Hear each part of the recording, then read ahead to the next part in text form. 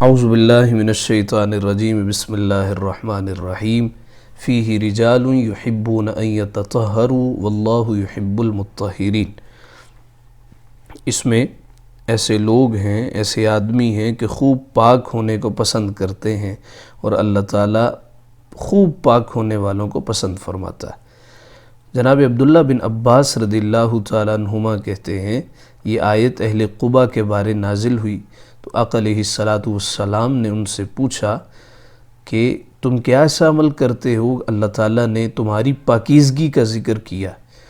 تو عرض گزار ہوئے کہ ہم طہارت کے لیے مٹی کے ڈھیلوں کے ساتھ پانی کا بھی استعمال کرتے۔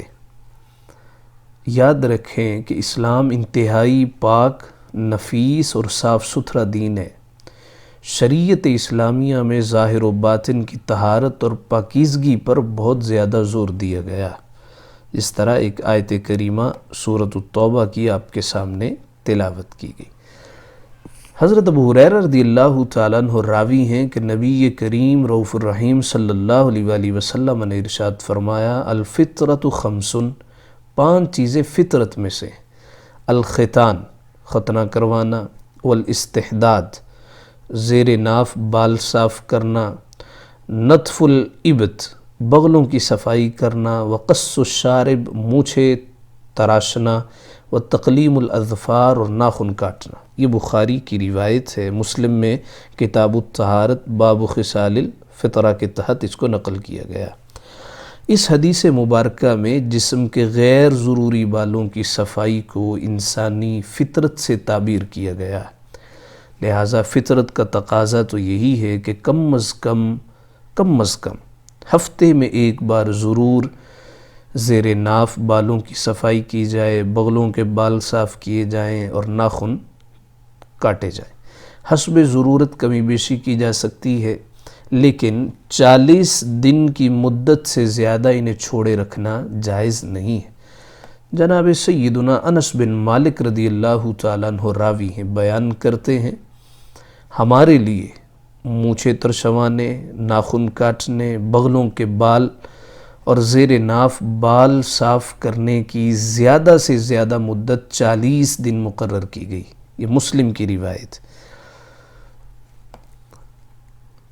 اچھا، اس کے بعد شیخ نظام اور ان کی جماعت نے فتاوی عالمگیری میں جسم کے غیر ضروری بالوں کی صفائی کے حوالے سے لکھا ہے کہ زیر ناف بالوں کی صفائی اور غسل کے ذریعے پورے بدن کی صفائی ہفتے میں 1 مرتبہ کرے، اگر نہ کر سکے تو ہر 15 دن بعد کرے، اور اگر اتنا مصروف ہے کہ اپنے جسم کی صفائی وہ نہ تو 7 دن بعد کر سکتا ہے نہ 15 دن بعد کر سکتا ہے، تو 40 دن کے بعد کوئی عذر قابل قبول نہ ہوگا، لہٰذا ہفتے میں 1 بار صفائی کرنا جسم کے غیر ضروری بالوں کی یہ افضل، 15 دن میں 1 بار کرنا متوسط، اور 40 دن میں 1 مرتبہ کرنا یہ انتہائی بعد کا درجہ رکھتا ہے، انتہائی بعید ہے۔ کوئی پسندیدہ عمل نہیں ہے کہ 40 دن تک اپنے جسم کو گندا چھوڑا جائے، اور 40 دن کے بعد کوئی عذر قابل قبول نہیں ہے اور وہ شخص وعید کا مستحق ہوگا۔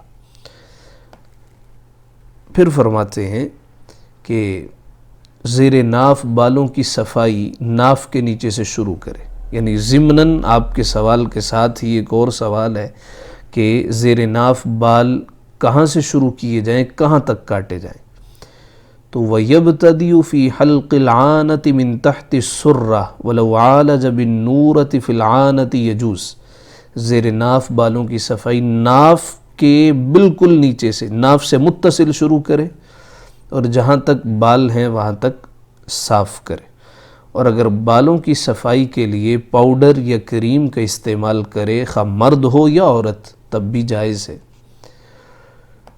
تو محترم بھائی، ان تصریحات سے ہم یہ جان سکے ہیں کہ زیر ناف بالوں کی صفائی مرد و عورت کی جسمانی صفائی کا حصہ ہے۔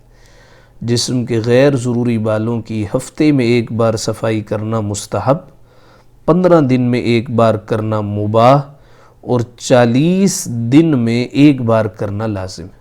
اس سے زائد عرصہ کی ممانعت ہے۔ 40 دن سے زائد عرصے تک جسم کے غیر ضروری بالوں کو چھوڑے رکھنا مکروہ تحریمی ہے۔ ایسا کرنے والے کی نماز تو ہو جائے گی مگر انتہائی کراہت، اور کراہت بھی تحریمی جو حرام کے قریب ہے۔